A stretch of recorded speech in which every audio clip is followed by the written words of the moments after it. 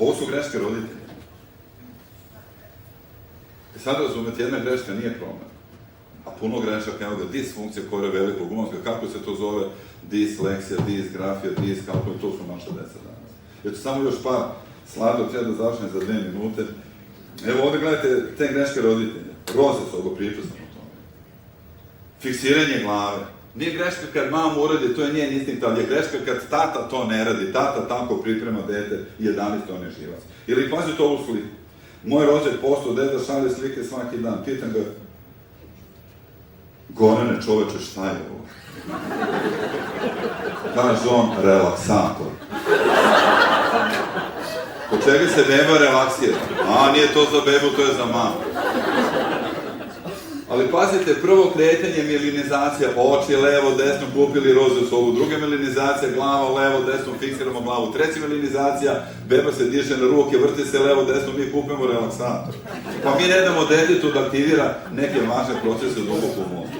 Gledajte, dalje, dete počinje da puzi, otvara prste, prvi put u životu, ne damo ni to da nešto ne stavi u usta. Onda ne damo tati da se igra sa desom. Tato, mislim, pazite tate, ovo ne sme da se radi sa malim bebom, upamtite. Kad ovo sme, kad su jaka ramena, vrati glava. I to tata voli.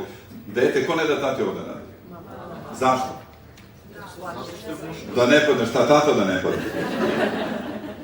Beba da ne padne? Pa neće. Ja nisam čuo da neko tati ispala beba. Onda vedno učitelje se rekla u Čačku, sećam se pre 10 godina, doktore, samo da vam kažem, nisam ja čula, a da znate, moj muž se jedno malo više zaigrao, pa je beba udarila u plafon. Ali uhvatio, nije mu ispao. To bolje šav na glavi nego ispod staklenog zvona da na beba radi. I još nešto, nije to samo hvatanje, bacanje beba, aktivacija 8. kranijalnog živca. Beba pada u tatine ruke, to je sigurnost, tako se bebe i tata povezuju. Mama se povezuje sa bebom kad je doji, kad je zagrli, a tata kad se igra. Ko ne da tate da se poveže sa detetom? Znači, mame, tu učite svoje sestre, ćerke ili vi kad imate, kako imate malo dete. Mora tata da se poveže sa bebom, zašto? Onda on autoritet, jer kad dođe pubertet u problemu smo ako nije tata autoritet. Upamtite to.